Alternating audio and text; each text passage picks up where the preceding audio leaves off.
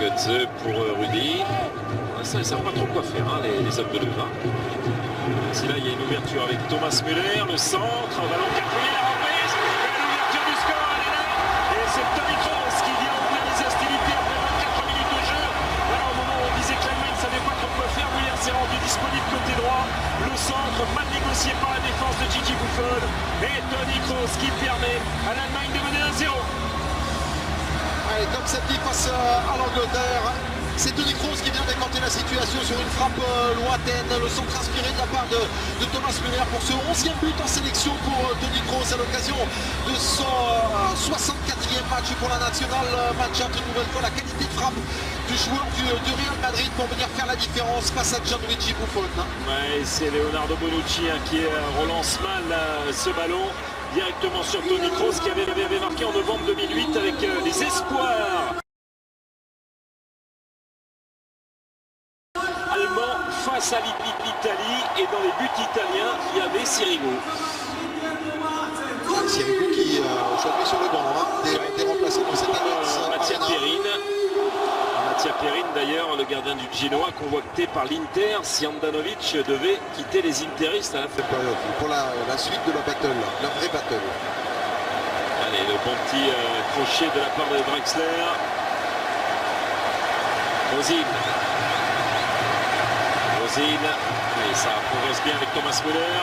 À droite, il y a Rudy Müller, passe un petit peu avec, et but. Ouais, but pour l'Allemagne avec Mario Götze que l'on attendait comme un renard. 50e sélection, 17e but inscrit. Voilà, peut-être un plus mauvais moment pour la formation d'Antonio Conte. Allemagne 2, Italie 0. Et l'on a pu apprécier une nouvelle fois, Philippe, le coup de génie de Thomas Müller qu'on a quasiment pas vu dans cette première période. Et regardez, ce ballon piqué pour venir trouver la tête du mètre 76 de Mario Götze qui vient s'infiltrer dans une défense très passive de la squadra Azzurra.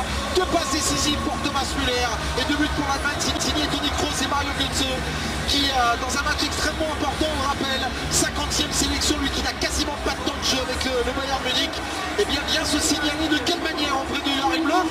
C'est un break très important réussi par les Allemands. Et on sent qu'il est heureux, Mario Götze, qu'il est libéré. Mais quel boulot de Thomas. Pour Joachim Löw, pour Antonio Conte, avant l'annonce définitive des 23 pour l'Euro 2016, ça sera le 30 mai prochain. Et De Silvestri également qui va faire son entrée du côté de l'Italie avec ce très bon ballon pour Drexler, peut-être son dernier. Drexler dans l'axe, c'est 3-0. Et ben voilà, c'est la montée d'Ayala Sector, 12e sélection et premier but sous la maillot de la Mannschaft. 3-0 au moment où les hommes de Löw étaient en train quand même de souffrir, peut-être. On voyait les Italiens se rapprocher du but de Ter Stegen. Ça fait mal, très mal. Ça fait 3-0 pour les Allemands. Ouais, et on a apprécié la grande classe tactique, technique entre Julian Draxler et Mario Götze. C'est toute cette jeunesse flamboyante du football allemand avec le râteau de la part du joueur du VfL Wolfsburg. Remise parfaite de Mario Götze, le ballon à destination de Jonas Hector. Et quelle justesse dans l'extérieur pied droit de Julian Draxler pour ce 3-0 qui fait mal, qui fait mal à cette formation italienne. L'équipe d'Allemagne qui glisse fréquemment à 4-1 dans l'entrejeu. On est en phase de gestion bien évidemment. 3-0 en faveur de l'équipe de Joachim Löw. Bon, attention, peut-être 4 ici avec la sortie de Buffon et penalty. Gigi Buffon qui est allé crocheter le latéral droit. Sébastien Rudy. Aïe aïe aïe, mauvaise mayonnaise, mais on sait que Buffon est capable de sortir l'exploit. Et quel ballon et quel caviar de la part de Toni Kroos. Et derrière c'est compliqué sur cette récupération. Faute quasi inévitable de la part de Gianluigi Buffon. Imaginez que c'est quand même Bernardeschi qui vient défendre. Il y a quand même un problème, c'est lui qui s'est jeté là. Et faute de Gigi Buffon. Nous voici à la 74e minute. Nous voici en route peut-être pour un nouvel exploit. Et un 4e but encaissé en l'espace d'une quinzaine de jours à peine ici par Gigi Buffon. C'était face au Bayern Munich. Là c'est face à la National Mannschaft. Et c'est Ozil qui va tenter d'aller inscrire ce 4e but. C'est parti, le coup de sifflet. Et Ozil, contre-pied, ça fait 4-0. Voilà, c'est un cauchemar qui est en train de se dessiner pour les hommes d'Antonio Conte, parce que vous pouvez perdre un match, mais là, ça fait mal. Ouais, on voit la retenue aussi pour les champions du monde allemands, dont on rappelle effectivement le premier objectif dans cette rencontre, c'était de se rassurer après la piteuse défaite à domicile samedi face à l'équipe d'Angleterre, alors qu'ils avaient largement le match à leur portée, en main, après avoir mené 2-0. Cette fois-ci, il y a quand même beaucoup plus de sérieux face à une formation italienne où Antonio Conte, Philippe, aura tenté un coup notamment sur le front offensif avec une attaque rapide, technique, emmenée notamment par Zaza, par Insigne et Bernardeschi, mais ça manque quand même de volume pour venir faire la différence face à une défense allemande qui aura un peu douté pendant les 10 premières minutes de cette rencontre, mais qui par la suite a fait preuve de sérieux et qui a bien bouché les FC Barcelone avec un très très bon travail là dans la récupération pour les Italiens qui vont tenter de sauver l'honneur. Scott Pieux d'ailleurs qui faisait partie du groupe de la Mannschaft victorieux et dernier victorieux de l'Italie avec ce but magnifique du pharaon Stéphane El Shaarawy, 4-1. Ter Stegen s'est fait piéger. Voilà la clé peut-être pour l'Euro viendra peut-être de cet homme, hein. Alors tellement critiqué et décrié par ceux qui n'ont pas suivi sa carrière, parce qu'ils n'ont jugé sa prestation qu'à Monaco. À Monaco, il revenait quasiment 2 ans de blessure, hein. 2 opérations à la cheville. Il n'a jamais joué dans le même schéma, il n'a jamais joué avec les mêmes partenaires autour de lui, mais on avait senti des qualités qui commençaient à revenir, des qualités, ça y est, qui payent avec la Roma. Ouais, on voit ici sur ce pivot parfait, il profite de ce geste malheureux de la part d'Antonio Rudiger qui vient dévier cette balle pour venir tromper Marc-André Ter Stegen. Il n'a pas réussi à garder une clean sheet comme on dit en Angleterre. Un blanchissage, un match sans prendre de but. Dernière minute du temps réglementaire avec l'accélération de Toni Kroos.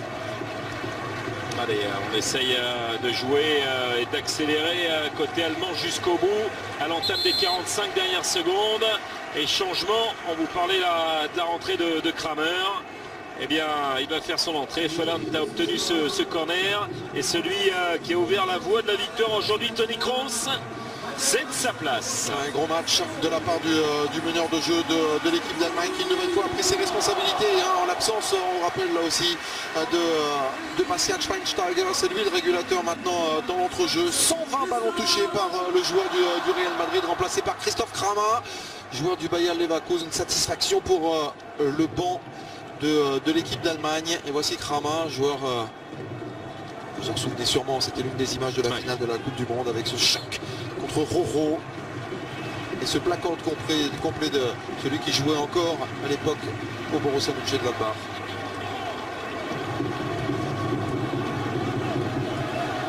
Ozil, ballon qui est intercepté par Stéphane El Shaarawy.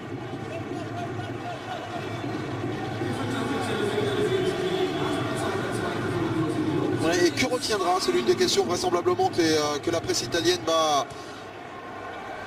porter demain en une de tous les journaux. Que retiendra Antonio Conte de son coup de poker sur le front offensif aujourd'hui? Très vraisemblablement qu'il lui faudra quand même un pivot, un peu plus de volume pour venir déstabiliser les grosses défenses pour cette squadra Azzurra qui, rappelons-le aussi, Philippe, fait partie des 5 grands favoris de l'Euro 2016 aux côtés de l'Allemagne, aux côtés de l'équipe de France, de l'Espagne. Et ce secteur offensif qui reste aussi une interrogation. Hein. Ah, ça va trotter forcément dans la tête d'Antonio Conte qui va dévoiler lui une liste de 27 joueurs. Il y avait des points d'interrogation défensivement au milieu et devant forcément. Alors on a des joueurs qui brillent dans leur club.